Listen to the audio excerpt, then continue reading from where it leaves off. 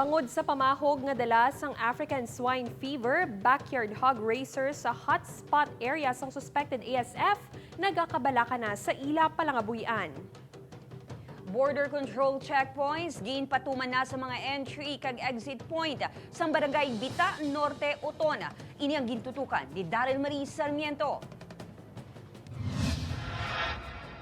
Kada entrada kag pagwa sa barangay Bita Norte, Oton, may nakaplastar na nga border control checkpoint. Ang ginabantayan, hindi tawo, kundi ang pagtransport sa mga sapat sa 0.5 km radius nga mando sa Provincial Veterinary Office. Pero ang barangay, agud makasiguro, ang tanan nga kasapatan bisan pa malayo sa kundi ingid na hamtang ang babuyan nga nakabatsyag sintoma sang ASF, temporaryo, no movement na kuno anay. Sa diri, may ara kami sa entrance. May dito kami sa may Kabuluan Norte, nagabantay dito nga tanod.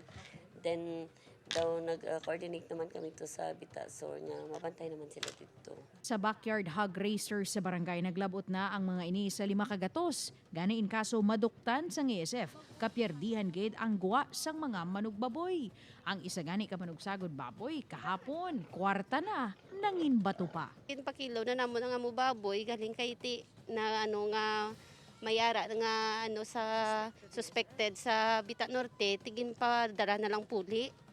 Kay ti basi maka sa iban bala nga mga baboy. Panghakroy niya, Amon nga kwarta dira lang namon ginano sa baboy mong ginaalkansiya bala basi syempre kung mabaligat dako man taniya mano sa amon iti alkansiya namon na kay adlaw Ti bahana da ng bahog idik. Tapos amo pa diyan ang tabo bala. sila dire sa barangay nga naga-ipingay ang babuyan. Pangamuyo nga tani, negatibo lang sa ASF ang mga naduktan sang sintoma. Bangod kun positibo, pati ila ginasagod, mamukmukan gid. Kabudlay ma'am kay syempre kanukon hindi makaano nga amon nga baboy. Ti syempre ang amon nga gasto bala hindi mabalik. Kaya amo man lang na amon nga extra nga pangabuhian. Sandig sa barangay, posible magdeklara sang state of calamity ang LGU bangod sa ASF scare. Maano siya siguro sa state of calamity.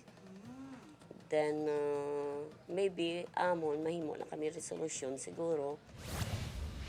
Samtang sa Negros Occidental, ginpahayag sa Provincial Veterinary Office nga nakamobilize na ang ASF Task Force sa probinsya agud masiguro nga hindi makasulod ang balatian kasunod sang ASF suspected case sa Iloilo.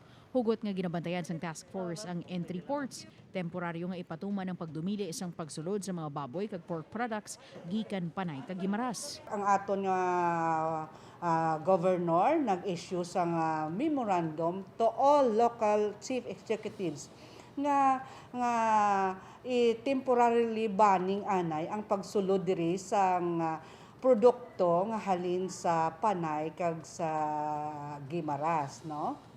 Kaya ginaproteksyonan sang probinsya ang 6 billion swine industry. Sa karon ginahulat pa ang confirmatory test results sang blood samples sa mga baboy nga apektado. Upod kay Hans Desierto, Dalmarie Sarmiento, One Western Visayas.